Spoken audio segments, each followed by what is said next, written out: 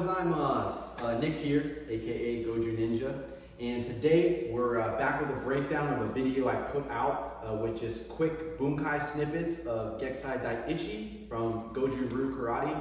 Today I'm just going to explain it with the help of my friend and fellow black belt Camilo. It's not going to be super in depth. It's just using Geiki Sai for some striking concepts. In another video I'm going to put out the same exact Geiki Sai movements except with grappling.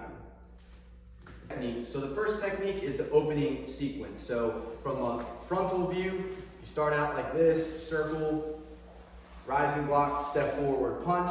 From a side view, like this, circle, rising block, step, punch.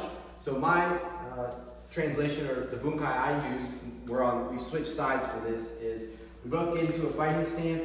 You have an opponent who throws a jab and sticks it, okay? So from here, always use head movement. Both hands. This is like a parry. This is in isolation or control. Then as you push with the rising block, step off to the side, and you can come over the top and punch, okay? So it's a little bit of a boxing thing, all right? So punches, 1, 2, step off to the side, punch. Very similar to technique 1 in Geiki Sai. All right, so technique 2 in Geiki Sai looks something like this. You move, then you kick, hands, elbow, okay? So in the quicker video I did this exact movement. We're here, we're in a fighting stance. Your opponent's gonna throw a rear hand or a cross. You don't want a rising block. You use more of a side block type guard, whether that comes to your head or not, like this. Then this hand stays up. The kick turns into a knee because we're closer distance. I can't kick him. So I come, I knee, and then I elbow, push away. Also, striking wise, he does the same movement. Boom, here, guard. My hand is up because this is still a threat to me.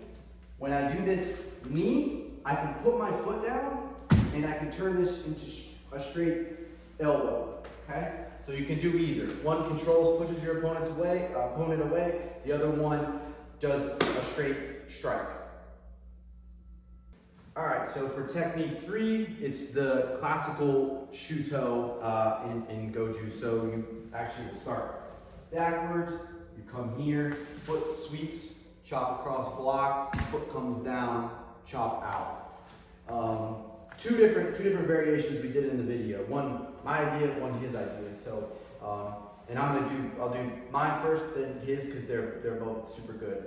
So we're here. You have your opponent again throwing a cross at you. Head movement always, but as the cross comes, you use one hand, okay? One hand to parry or block.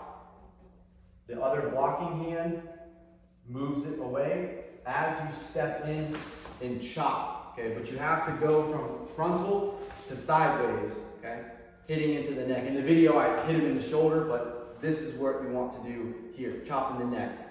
Hammer strike to the face, chop to the head. Hammer strike be a lot better to the chin, right? Rather than just open hand, but open hand would definitely hurt to the neck.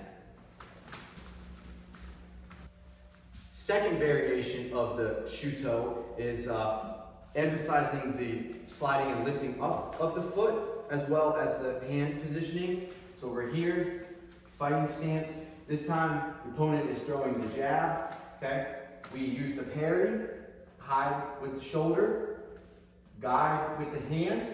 As we step, I'm gonna do my shuto, but my back foot also gonna move with it and not stop its motion. So I'm here, I step, I insert it here as this foot sweeps around and kicks this bottom foot out, okay? Now, kind of stand far away from each other because it wouldn't work like this with me so far away. You gotta make sure that whenever you go in, you really get up close, almost hip to hip, because I might end up kneeing his thigh or kneeing the crease of his knee as this is extending out. Even if I don't have a hold of this, we have the gis sometimes, but cupping the hand like this is the same isolation. Foot comes up, hits, peels, lifts, okay? That's the second variation for shuto. All right, so the fourth technique that I showed was the end movement for Geiki Sai Dai Ichi. Okay, so you start out with a shuto, you step back, big old side block, circling hands, and then you punch with both of these hands at the same time. Don't forget that if a technique has double strikes or double strikes, doesn't mean that you have to perform them both at the same time. So this Bunkai, 2 variations again, is a breakup of the 2 hands punching. So for here, you have opponent again who jabs, okay? This circular motion to punch, same, parry, here, slide to the side, punch over the top. As you punch over the top, this hand can drop, come up with the uppercut as this hand comes back to guard, okay? So we're not gonna do it fast, but we'll do it fluid. So he punches, boom, step, 1, 2, then you're back on guard. So you almost look like you're boxing, like you're a boxer, okay? Alright, so my variation of that ending move was actually more of an inside fighting. You know, boxers usually some boxers go from punch and then go back. I prefer more of an inside fighter, so I want to be on the inside of his body. So in my case, is an opponent comes and jabs once, and then count, and then tries again, try to get that, and then strike down the head, and then back to the body. So you ended up going like this, just like you do in the actual kata.